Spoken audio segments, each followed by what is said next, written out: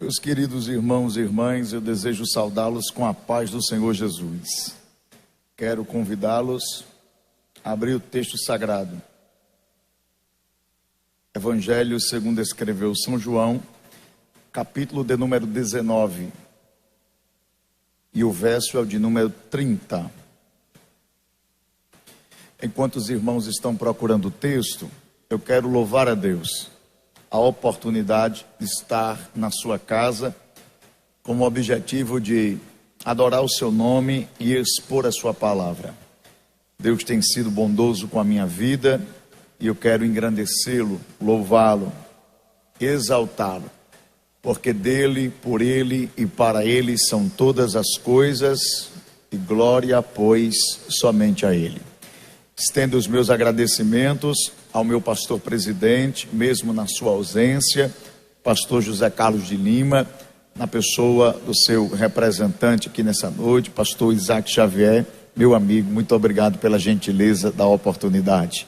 Rever o meu xará aqui, Isaac Rafael, Deus abençoe em nome de Jesus. Queridos, eu quero ler o verso de número 30 e aproveitar o alcance da nossa transmissão para trazer uma palavra ao coração daquele que precisa de Cristo Jesus. Está escrito assim: e quando Jesus tomou o vinagre, disse: está consumado. E inclinando a cabeça, entregou o Espírito. Que o Senhor nosso Deus ajude-nos nesta noite a aplicarmos a sua santa, bendita e gloriosa palavra em nossos corações. É do conhecimento de todos a história do homem que morreu na cruz. Essa história é muito conhecida, principalmente em nosso país, que é de maioria cristã, seja ela católica, apostólica, romana ou protestante. O fato é que o nosso país, ele é de maioria cristã. Por causa disso, a história de Jesus morrendo na cruz é uma história bastante conhecida. Porém, poucas são as pessoas que conhecem as últimas palavras ditas por Jesus quando esteve pendurado no madeiro. Menos ainda são as pessoas que entendem o real significado dessas palavras. Essas palavras ditas por Jesus quando esteve pendurado na cruz ajudam-nos a entender o maior assunto das Escrituras Sagradas. É bem verdade que a Bíblia fala sobre diversos assuntos de extrema relevância para a vida do indivíduo, mas nenhum deles se compara ao assunto da salvação. A salvação é o maior assunto da Bíblia Sagrada. Do Gênesis ao Apocalipse, nós vamos ver esse plano sendo desenrolado, concluído, executado pelo Deus que fez os céus e a terra. E a salvação deve ser um assunto que interessa a todos, porque quem não gostaria de saber o que é que acontece com o indivíduo logo após a sua morte? Já abro um parênteses nesta noite para dizer que depois da morte, o ser humano não vai para um lugar de purificação, pagar os seus pecados diante de Deus, para depois se encontrar com Ele. Essa doutrina é chamada de doutrina do purgatório. Olhando para a Bíblia Sagrada, nós vamos entender que o purgatório não existe. Nem tampouco quando o ser humano morre, ele vai receber uma nova oportunidade de vida para voltar em outro corpo e seguir a sua trajetória terrena até chegar à estatura de espírito puro. Essa doutrina é chamada de doutrina da reencarnação. Olhando para a Bíblia Sagrada, percebemos que a reencarnação também não existe.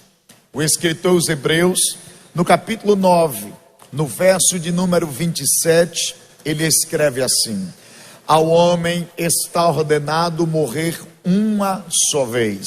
Ao ser humano está ordenado morrer uma só vez. Depois disso, segue-se o juízo. Fica claro nas palavras do escritor que o ser humano tem apenas uma oportunidade de vida.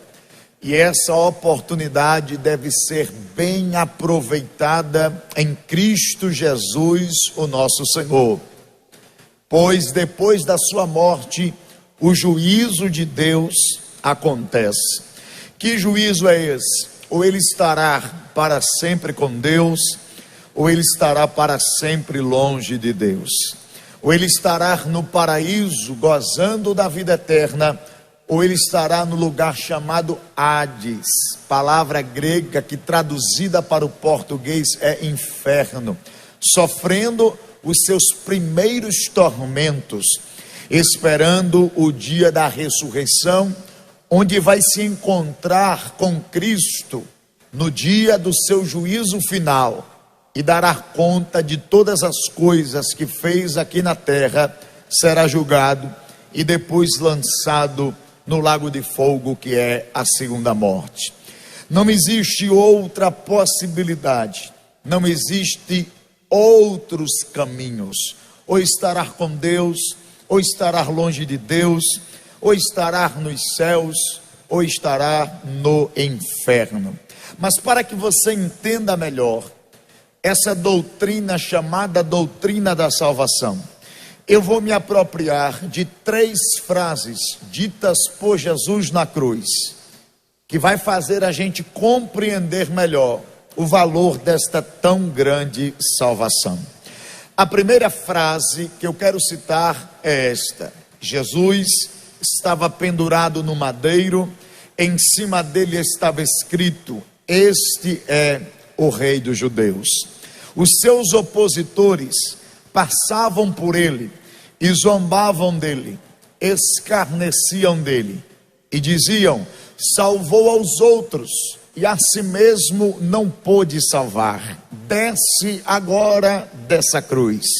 E eles zombavam dele, escarneciam dele, com o propósito de Cristo perder o equilíbrio e talvez lançar em rosto tudo aquilo que ele tinha feito pela humanidade, ou perder o equilíbrio e amaldiçoar aqueles que estavam zombando da sua morte.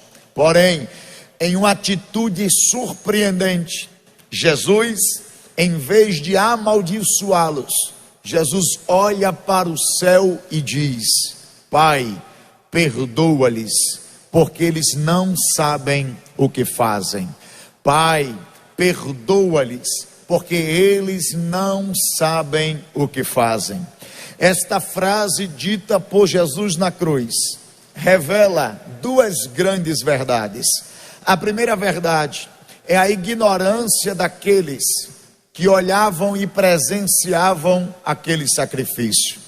Para eles era mais um homem que se rebelava contra César e por causa disso estava morrendo naquela cruz.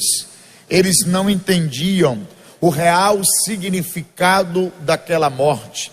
Eles não entendiam o propósito da morte do Filho de Deus. E pasmem, esta mesma ignorância permanece nos dias de hoje. Mesmo muita gente conhecendo a história, são poucas as pessoas que entendem o real significado daquele sacrifício, o propósito de Cristo na cruz do Calvário. Mas nesta noite eu quero fazer você entender o real significado dessa morte, fazendo da seguinte forma: você já imaginou o que aconteceria com a sua vida e com a minha vida se Cristo não tivesse morrido? O que é que aconteceria com a humanidade se Jesus não fosse crucificado ali no Gólgota e não tivesse morrido em favor de todos nós? O que aconteceria conosco? Primeiro, se Cristo não morre na cruz do Calvário, jamais a gente se veria livre do jugo do diabo, das mãos do nosso inimigo. A Bíblia é clara em nos mostrar que aquele que não pertence a Deus está sendo dominado pelas trevas. Isso de maneira consciente ou inconsciente. O fato é, se você não pertence a Cristo, o diabo está lhe dominando. Existem pessoas que conscientemente entregaram as suas vidas ao diabo e servem a ele com consciência. Pessoas que fizeram pactos, que derramaram seu próprio sangue, participaram de ritos e servem a Satanás de maneira consciente. Estas pessoas são a minoria, mas a maioria está sendo dominada por ele, sem nem perceber esse domínio. E como é que o diabo tem feito isso, irmão Diego? O diabo tem dominado pessoas através das drogas. O diabo tem dominado pessoas através do alcoolismo. O diabo tem dominado pessoas através da pornografia, da prostituição, da idolatria e de coisas semelhantes a estas. Pessoas estão sendo dominadas por estas coisas. O diabo está subjugando pessoas através de coisas semelhantes a estas. E se Cristo não morre na cruz do Calvário, jamais a gente se veria livre das mãos do diabo. Segundo, se Cristo não morre na cruz do Calvário, jamais a gente seria curado da pior de todas as doenças que já presenciamos nessa terra. Já abro um parênteses para dizer a você que a pior de todas as doenças não é o coronavírus, que está espalhado no mundo todo, que tem levado pessoas queridas, que tem levado milhares e milhares de pessoas à sepultura. Não é o coronavírus, nem tampouco a AIDS, que ainda não tem cura e também se espalhou sobre a terra, nem tampouco o câncer, que consome o corpo do indivíduo e o leva até a morte. Não, essas doenças, apesar de serem terríveis, não são piores do que a pior doença que esse mundo já viu, que é o pecado. O pecado é a pior de todas as doenças nessa terra. E por que o pecado é pior do que o coronavírus? Porque o pecado é pior do que a AIDS e o câncer? Porque essas doenças têm o poder de levar o corpo do ser humano até a sepultura. Mas o pecado é o motivo pelo qual Deus lança a alma do homem no inferno. Além disso, em Romanos capítulo 3, verso de número 23, Paulo escreve dizendo: porque todos pecaram e destituídos ou afastados da glória de Deus estão. Não existe uma classe de exceção.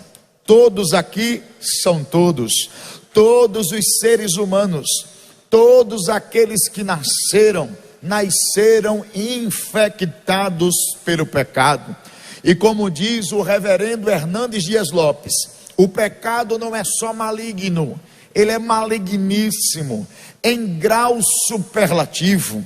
Ele é pior até mesmo do que a pobreza, ele é pior até mesmo do que a morte, pois esses males, apesar de serem ruins, não têm o poder de nos afastar de Deus, mas o pecado nos afasta de Deus agora e por toda a eternidade. Por isso o pecado é tão terrível.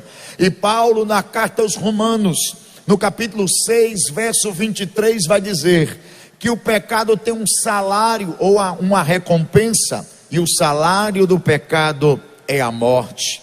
E se Cristo não morre na cruz do Calvário, jamais a gente se veria livre da condenação do pecado, dessa doença tão terrível que está espalhada por toda a terra. Terceiro, se Cristo não morre na cruz do Calvário, jamais a gente se veria livre do vazio que há na nossa alma. Jamais o vazio da nossa alma seria preenchido. Me explica melhor, irmão Diego.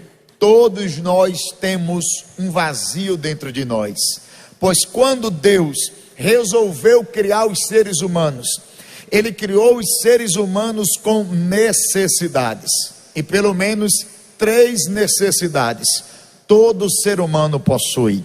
A primeira necessidade que eu quero citar nessa noite é a necessidade material. A Bíblia diz que Deus nos formou do pó da terra. O nosso corpo é pó da terra. Nós não somos fruto da evolução, não viemos da ameba, nem somos descendentes do macaco. Deus nos criou do pó da terra. A ciência já provou que todos os elementos que há no pó da terra também estão no corpo do ser humano, provando que de fato nós viemos do pó da terra. E esse corpo que é pó da terra, ele possui uma necessidade. Qual é a necessidade? A necessidade material. Eu preciso ingerir líquidos, eu preciso me alimentar para que esse corpo permaneça em pé.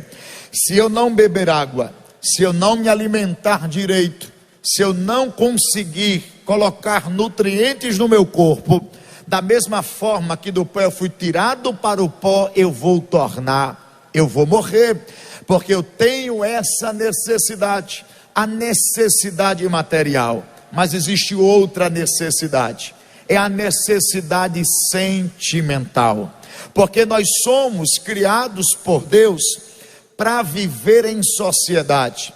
Nenhum ser humano foi criado para viver no isolamento. Nenhum ser humano foi criado para viver sozinho. Se você está com sintomas de isolamento, procure ajuda de uma pessoa especializada, pois não é normal o ser humano querer viver sozinho. O próprio Deus na criação percebeu isso. Quando Ele vai criando todas as coisas, Ele vai dizendo, é bom. Ele vai dizendo, é bom. Os luminares, é bom. Os vegetais criados, isso é muito bom. Ele vai criando o firmamento, e Ele vai dizendo, é bom. Mas quando Ele olha para Adão, que já está criado, Ele diz, não é bom. Não é bom o que, irmão Diego? Não é bom que o homem esteja só. Far-lhe-ei uma adjuntora, colocarei ao seu lado uma companheira. E a Bíblia diz que Deus fez Adão cair no profundo sono, e tirou uma costela de Adão, e fez a sua companheira Eva. Abrindo parênteses, trazendo uma nota de rodapé, Memphis Henry, falando da criação da mulher, ele diz algo muito interessante. Ele diz assim, que Deus não tirou a mulher da cabeça do homem, para que não governasse sobre ele, porém, não tirou dos seus pés, para não ser pisada por ele, mas tirou de perto do seu coração, para ser amada por ele, tirou de debaixo do seu braço, para ser protegida por ele. Essa é a mulher que foi criada. Um beijo, meu amor, te amo, minha esposa está aqui hoje. Então Deus criou a mulher, fez esse casal, Adão e Eva, e deu uma ordem a esse casal: multipliquem, encham a terra, constituam família. Por quê? Porque Deus iria sanar, através do convívio social, da família e dos amigos, a nossa outra necessidade, que é a necessidade sentimental. Todos nós temos essa necessidade. Um homem de encontrar uma mulher, a mulher de encontrar um homem, e todos nós de encontrarmos bons amigos. Essa é a nossa necessidade sentimental. Mas existe outra necessidade, e esta é a mais importante de todas, é a nossa necessidade espiritual. Pois dentro desse corpo Deus colocou uma alma, um espírito, a parte imaterial da criação. E a minha alma e o meu espírito têm uma necessidade. Qual é, irmão Diego? Sentir a presença de Deus. Quando a minha alma e o meu espírito não sente a presença de Deus, fica como que um vazio dentro de mim. É verdade que a sociedade moderna tenta preencher esse vazio de várias formas e maneiras. Ela tenta preencher esse vazio com as drogas. Passa o efeito das drogas, o vazio continua. A sociedade moderna tenta preencher o vazio através das festas, 7 dias de carnaval, 30 dias de São João, aqui em Campina Grande, perto de nós. Acabam as festas, o vazio continua. Sabe por que o vazio continua? O filósofo russo chamado Dostoiévski, ele vai dizer que o vazio que há na alma do ser humano é do tamanho de Deus. Se esse vazio é do tamanho de Deus, somente Deus pode preencher esse vazio, porque ninguém tem o seu tamanho. Então, se Cristo não morre na cruz do Calvário, jamais o vazio da nossa alma seria preenchido. Quarto, se Jesus não morre na cruz do Calvário, o nosso destino seria o inferno. Mas, irmão Diego, o que há de mal nesse destino chamado inferno é porque você não conhece o que a Bíblia fala sobre o inferno. Já abro um parênteses para dizer a você que me acompanha em casa, que está provavelmente assim, dizendo assim: meu Deus, para que falar do inferno? Jesus, quando esteve na terra, Jesus falou mais sobre o inferno do que sobre o céu. Jesus alertou mais sobre o perigo da condenação do que sobre vida eterna.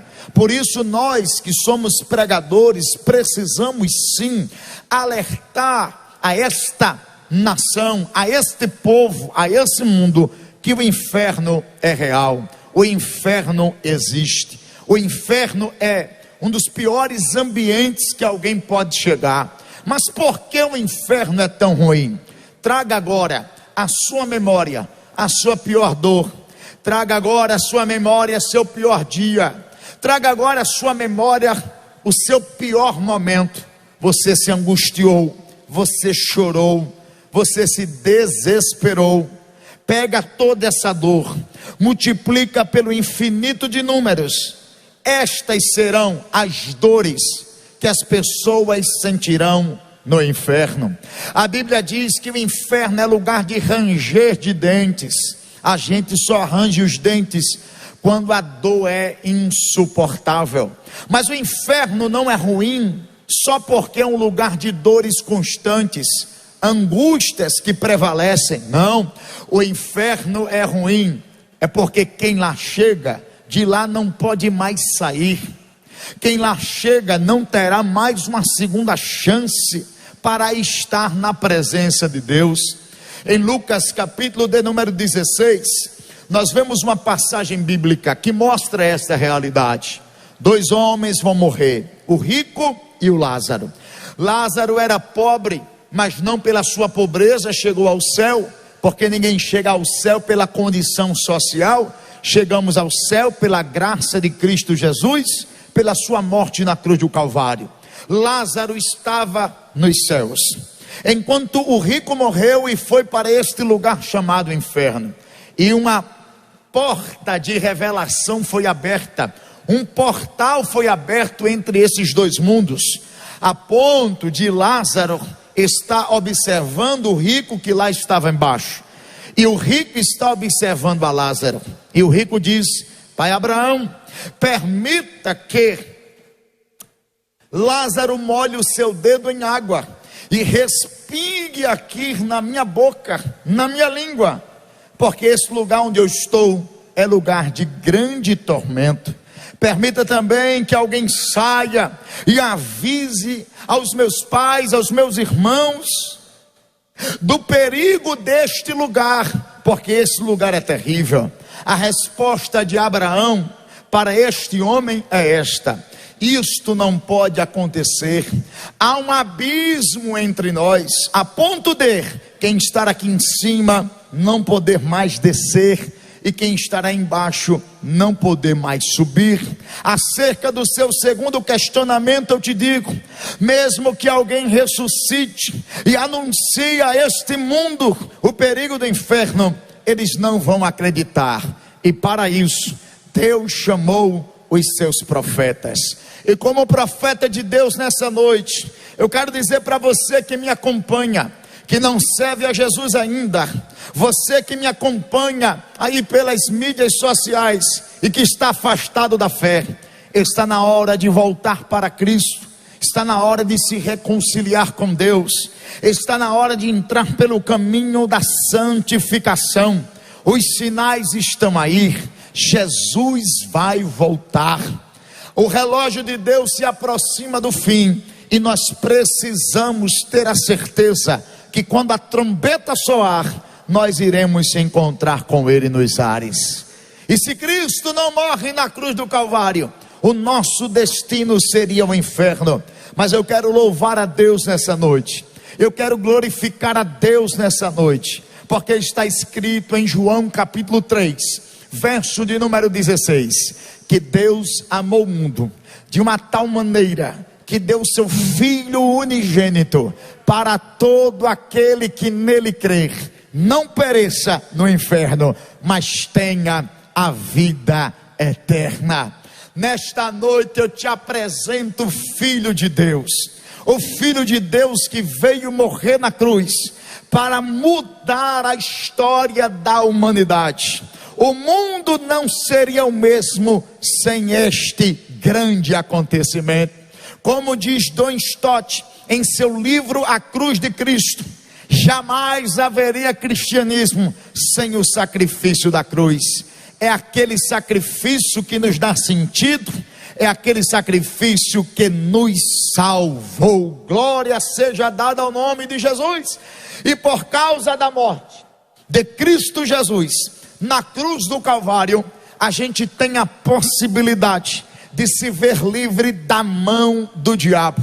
Jesus disse assim: e conhecereis a verdade, e a verdade vos libertará. Se verdadeiramente o Filho vos libertar, vós sereis livre. Jesus se manifestou para libertar a humanidade das mãos do diabo. Colossenses capítulo 1, no verso de número 3, Paulo escreve assim: Deus, Ele nos libertou do império das trevas e nos transportou para o reino do Filho do seu amor. Ele, o nosso Deus, nos libertou do império das trevas e nos transportou para o reino do Filho do seu amor. O que é que Paulo está querendo dizer?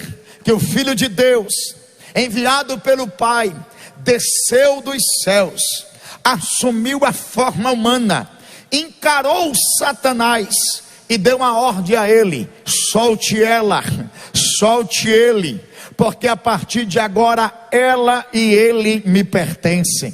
E ele quebrou as nossas correntes, nos pegou com a sua destra fiel, nos arrancou das trevas, e hoje nós estamos no reino do seu amor. O Senhor Jesus nos libertou, e a raiva de Satanás é que ele quer tirar a gente desse reino e levar de volta para lá. Mas sabe quando isso vai acontecer? Nunca, porque a mão que nos arrancou de lá é mão forte. O Deus que nos pegou em sua destra fiel, Ele é poderoso para nos sustentar. E Ele mesmo diz: aquele que eu tomo pela minha mão, ninguém arrebatará da minha mão. Eu quero dizer nesta noite aqui, com a certeza que eu tenho em Cristo, que nós estamos seguros pela mão de Jesus. E toda ferramenta preparada pelas trevas não vão prosperar, nem contra a minha vida, nem contra a sua vida. As trevas fazem, as trevas arquitetam, as trevas colocam armadilhas, mas o Deus que nos tirou desse reino das trevas, Ele nos protege. E nesta noite eu quero dizer que 1000 pode cair ao teu lado, 10.000 à tua direita, mas tu não serás atingido nem atingida. Deus te dará livramento na terra.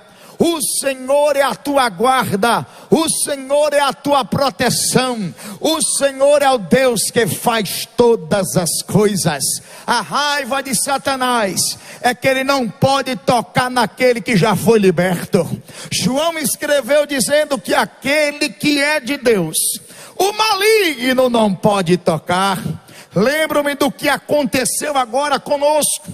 A irmã Noádia passou pelo processo do Covid, se recuperou bem, passou o seu tempo lá em isolamento, e no final do ano resolveu não ir ao culto de virada de ano, lá em Sapé, na igreja que o seu pai, meu sogro, com muita honra, pastor Alexandre Duarte da Costa, é pastor.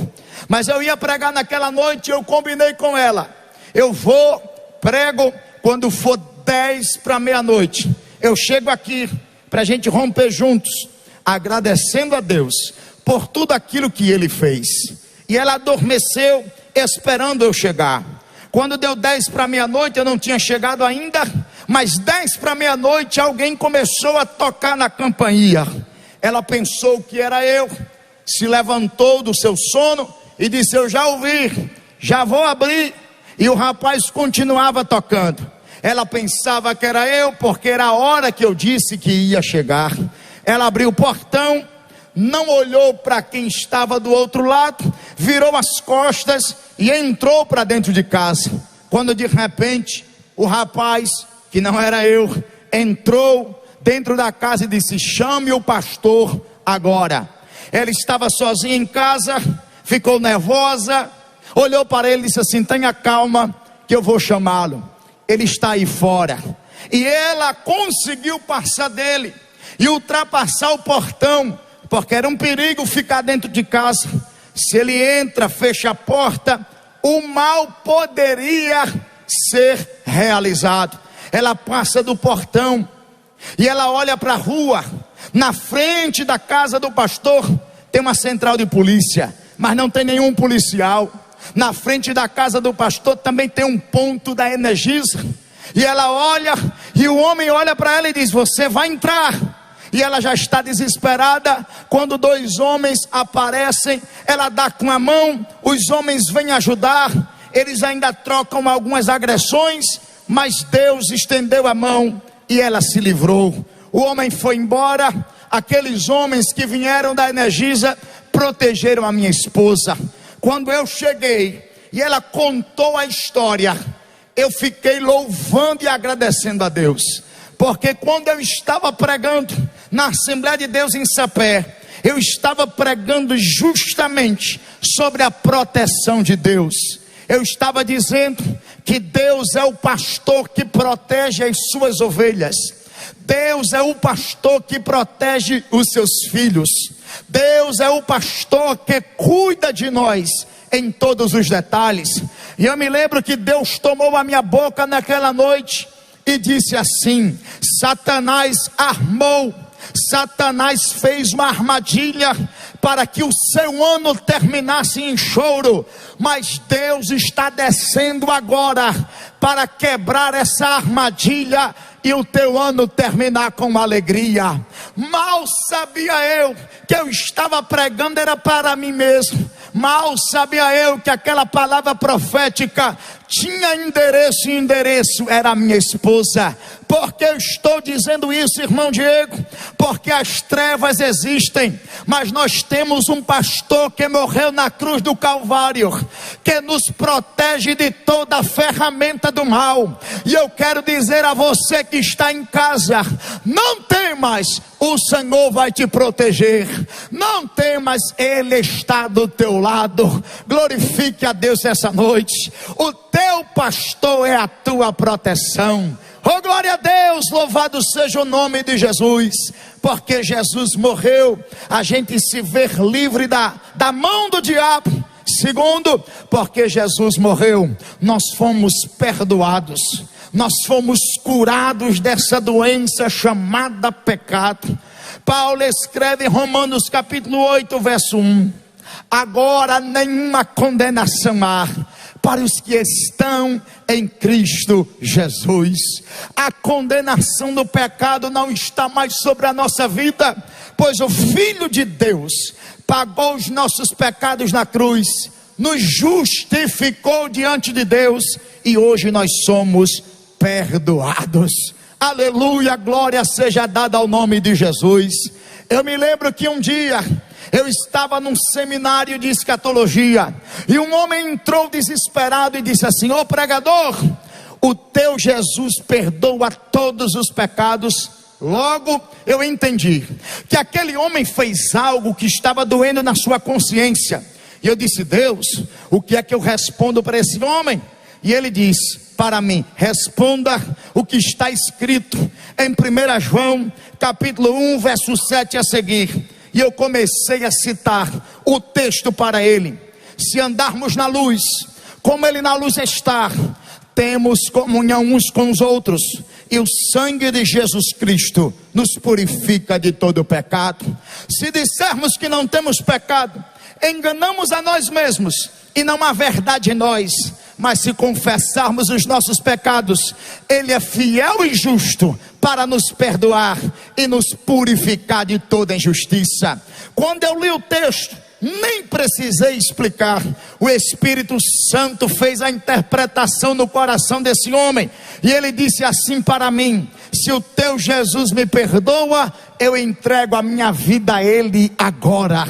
Eu quero servi-lo agora. Ele veio à frente, nós oramos por ele, e o nome de Jesus foi glorificado, porque Jesus morreu para nos perdoar dos nossos pecados. Eu quero dizer para você que está me acompanhando, que o remédio do pecado não foi desenvolvido nas farmácias de manipulação desse mundo, nem nos laboratórios das grandes farmacêuticas. Não, o remédio para o pecado foi desenvolvido na cruz do Calvário, e este remédio é sangue de Cordeiro de Deus, é o sangue do Filho do Todo-Poderoso, é o sangue de Jesus Cristo de Nazaré. Nesta noite você pode ser perdoado, nessa noite você pode ter os seus pecados lançados no mar do esquecimento, porque Jesus morreu para te perdoar. Porque Jesus morreu, o vazio da nossa alma foi preenchido. Explica melhor, irmão Diego. Os leitores da Bíblia sabem que quando Cristo, ou antes de Cristo chegar a essa terra, o Espírito de Deus descia sobre algumas classes de pessoas: sacerdotes, reis, juízes e profetas. Porém não habitava nessas pessoas, capacitava essas pessoas, mas não habitava. Mas depois que Cristo sobe na cruz e dá o brado da consumação, a separação que havia entre nós e Deus deixou de existir. O véu do templo foi rasgado de alto a baixo, e Cristo recebeu o direito de doar à sua igreja a presença contínua do Espírito Santo. Ele mesmo disse: eu vou para o Pai, mas vocês não ficarão órfãos. Eu rogarei ao Pai que envie outro Consolador, o Espírito da verdade, que o mundo não pode receber, porque não conhece nem o vê, mas vós o conheceis, porque ele estará convosco e habitará em vós. Depois do brado que Cristo deu na cruz do Calvário, ele doou o Espírito Santo para a igreja recebeu o Espírito de Deus. Ele desceu sobre nós, não apenas para usar a gente, não apenas para capacitar a gente, mas para habitar dentro de nós. Paulo explica esse mistério em 1 Coríntios 6:19. Oh, não sabeis vós que o vosso corpo é templo e morada do Espírito Santo de Deus, e que não sois de vós mesmos? O Espírito Santo mora dentro de nós. E por que a necessidade do Espírito Santo morar dentro do ser humano? Para preencher esse vazio. Se esse vazio só pode ser preenchido por Deus, uma das 3 pessoas tem que vir morar dentro desse vazio. Porque nós que somos monoteístas, cristãos, entendemos Deus da seguinte forma: Deus são 3 pessoas distintas. A primeira é o Pai, a segunda é o Filho e a terceira é o Espírito Santo. Esses 3 trabalham numa unidade tão profunda que a Bíblia aponta para eles como único Deus, como uma única divindade. Eles são iguais em seus atributos, diferente apenas em suas funções. Explica melhor agora. Assim como o Pai é bom, o Filho também é bom e o Espírito também o é. Assim como o Pai e o Filho são oniscientes, onipresentes, onipotentes e prescientes, o Espírito Santo também possui todos esses atributos. Eles são iguais em seus atributos, a diferença está em suas funções. No plano da salvação a gente entende essa diferença. No plano da salvação, Deus Pai amou o mundo de tal maneira que enviou Deus Filho para executar o plano da salvação. E agora o Deus Espírito Santo nos convence que esse plano é real, é verdadeiro, que nós somos pecadores e Ele nos leva a Cristo, e Cristo nos leva a Deus Pai. Ou seja, Deus Pai amor, Deus Filho executou o plano da salvação, e Deus Espírito Santo nos convence que esse plano é verdadeiro. Eles são iguais em seus atributos, diferente apenas em suas funções. É por isso que o Espírito Santo veio morar dentro de nós, porque como Deus, Ele preencheu o vazio que só Deus poderia preencher. Esse é um dos mistérios mais gloriosos da fé. É o Deus eterno morando dentro de um mortal. É o Senhor dos senhores morando dentro dos seus servos. É aquele que é todo poderoso morando dentro dos falíveis. Esse é o nosso Deus, aquele que preencheu o nosso vazio. E quarto, porque Cristo morreu na cruz do Calvário, o nosso destino foi mudado. Nós estamos caminhando a passos largos para o inferno, mas olha o que aconteceu: o Filho de Deus morreu, a gente acreditou no seu sacrifício e a nossa trajetória foi mudada. Não vamos mais ao inferno, mas vamos se encontrar com Ele nas mansões celestiais. Glória seja dada ao nome de Jesus. É por isso que nós temos que valorizar esse sacrifício. A outra verdade que essa frase nos traz está relacionada à misericórdia, ao amor de Deus. O que faríamos com pessoas que zombam da nossa vida, escarnecem da nossa vida? Imagine você agora na mesa, ou melhor, na cama de um hospital, próximo à morte, alguém zombando de você. Talvez o que eu e você faria seria bem diferente do que Jesus fez, porque diante da sua zombaria, Ele rogou ao Pai perdão pelos seus opositores. Eu quero dizer uma coisa aqui a você: não existe ninguém mais misericordioso e gracioso que Jesus.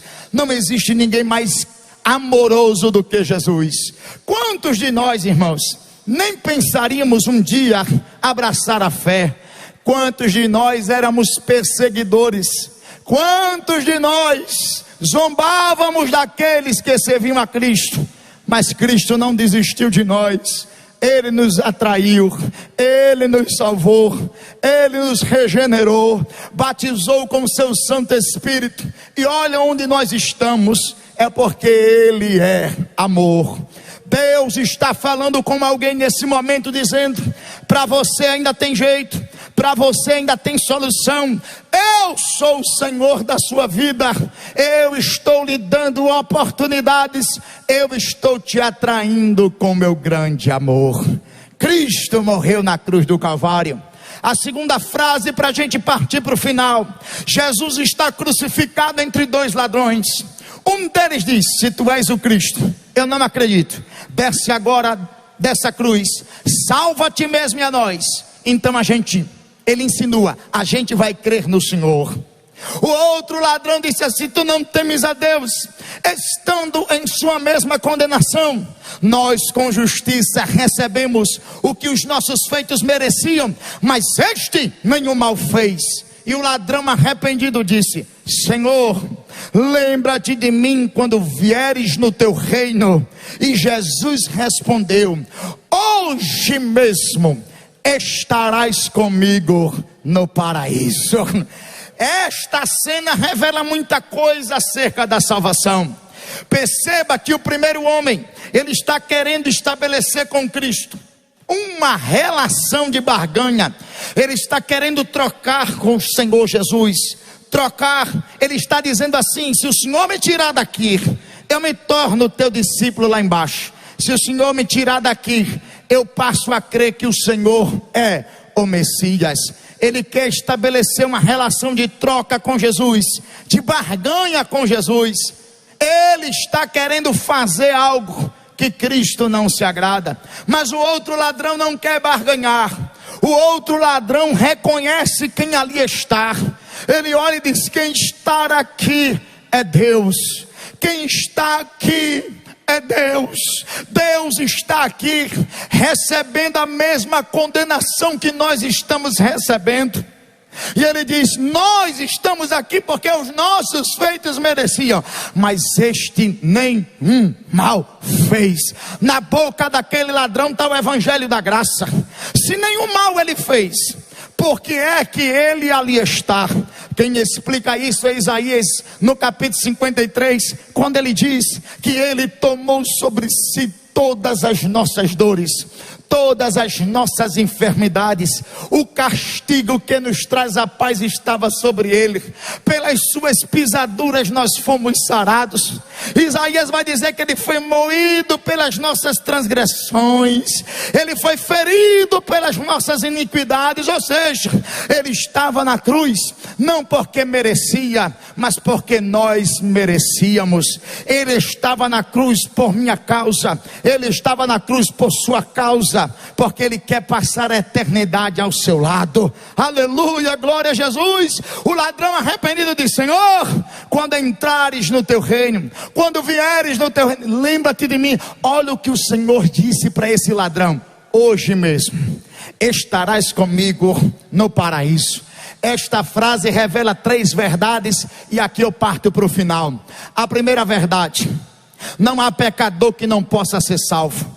Quem está ouvindo dizer que vai para o paraíso não é um religioso. Quem está ouvindo esta frase é um homem que era ladrão, era um homem que destruiu famílias, é um homem que fez o mal na terra. Aí você pode pensar: se esse ladrão vai para o paraíso, eu já estou à destra de Deus, porque eu nunca matei, nunca roubei, não fiz nem 1% do que esse ladrão fez. Mas deixa eu dizer uma verdade: o ladrão já está lá, e você ainda não. Por quê?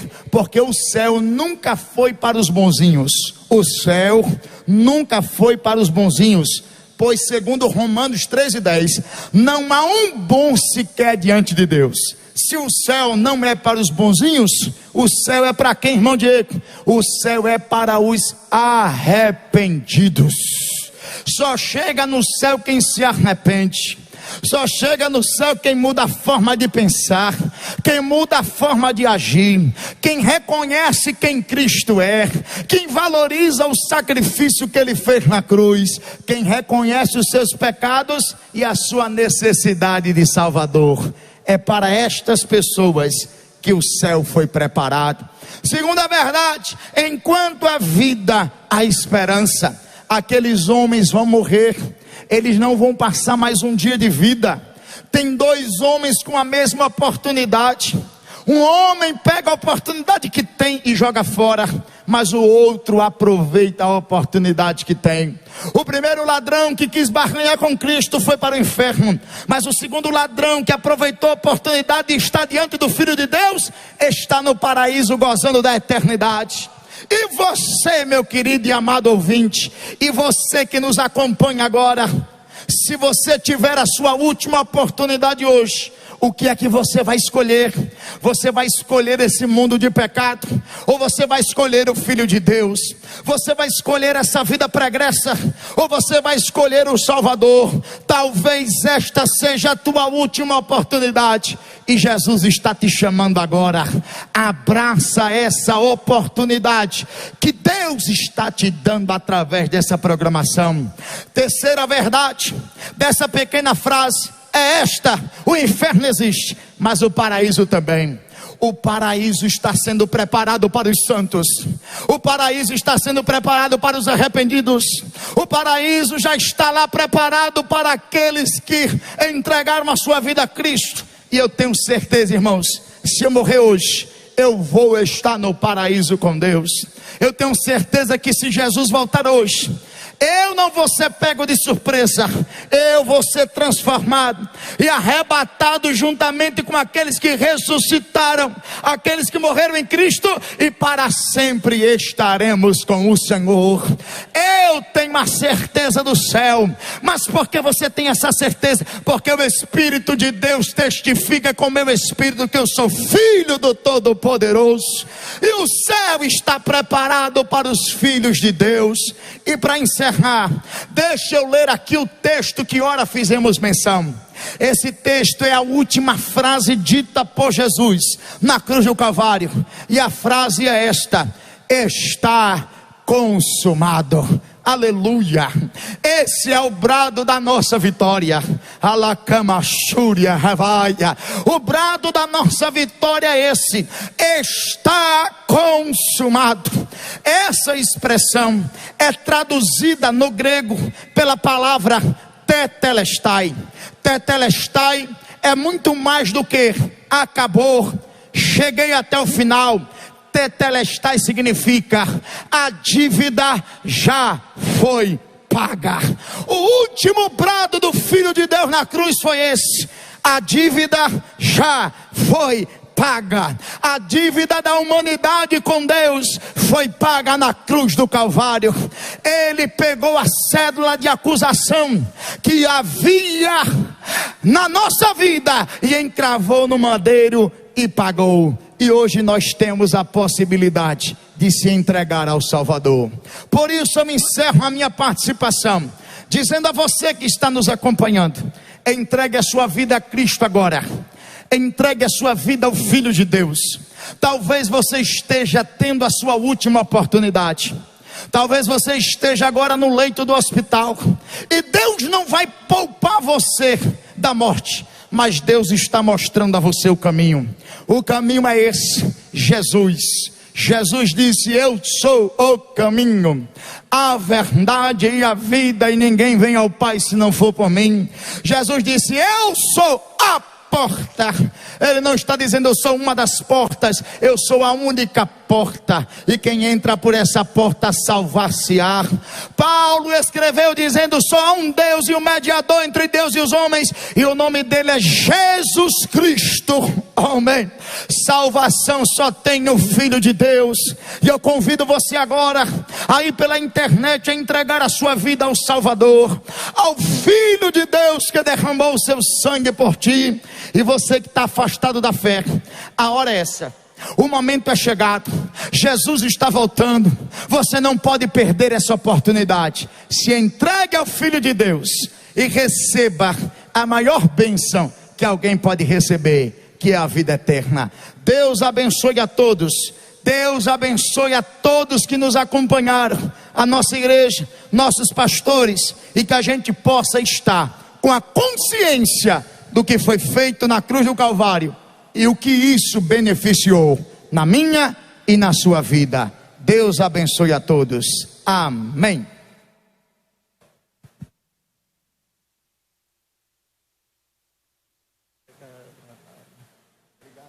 Glória a Jesus. Louvado seja o nome do Senhor. Cantemos o hino 109. Digo, 106. Viva Cristo. Aleluia. Fá maior.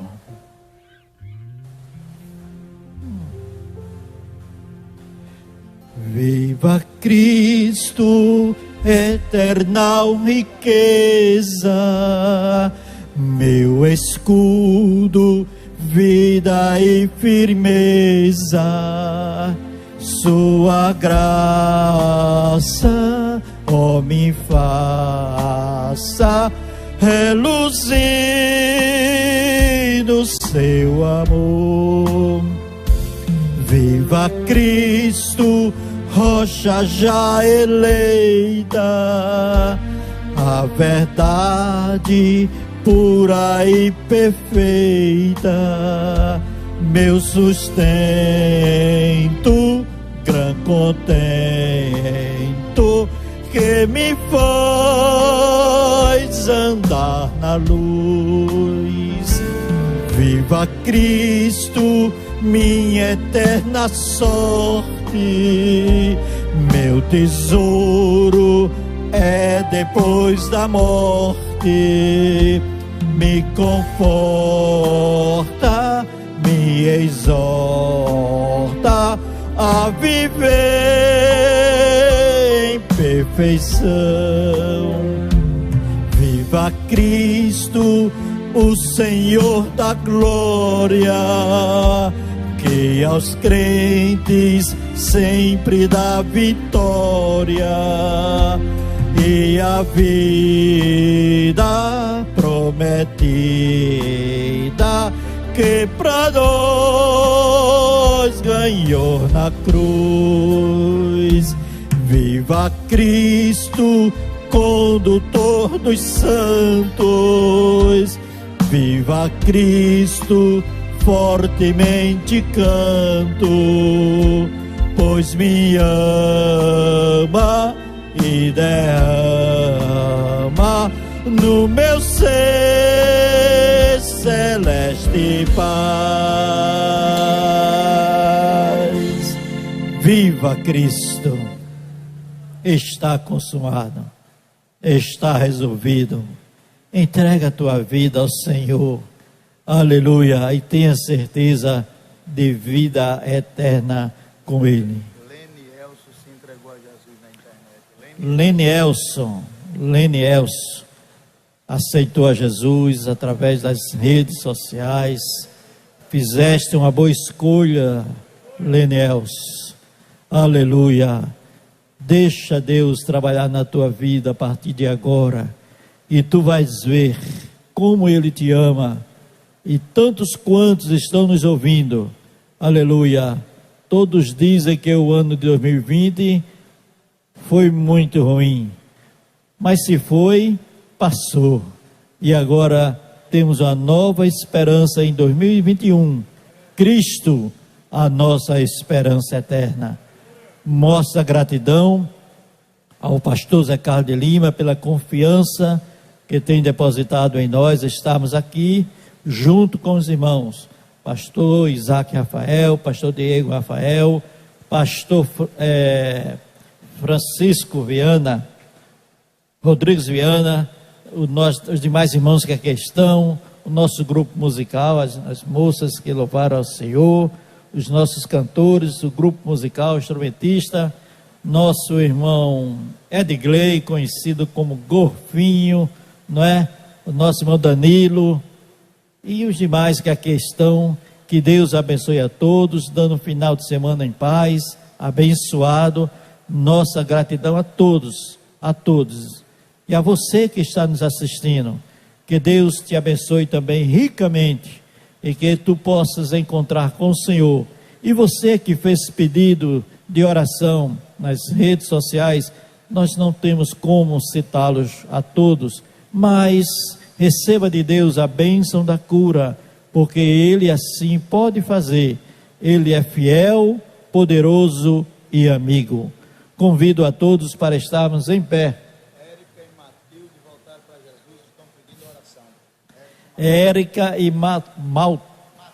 Matildes voltaram-se para Jesus agora, nesta noite também, e carecem, pedem as nossas orações por eles, né? Oremos também pelo nosso irmão Marcondes Martins, pastor Antônio Ferreira da Silva, não é? Pastor Jarbas, pastor Jailson Marinho e muitos irmãos que foram afetados, estão afetados por este vírus e aqueles também por outras enfermidades, que o Senhor Jesus complete a obra com a cura divina, porque Ele é poderoso para assim fazer.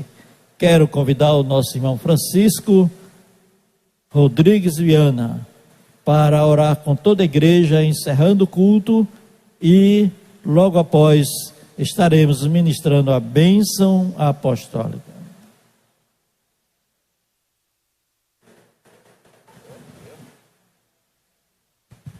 Saúde a igreja com a paz do Senhor.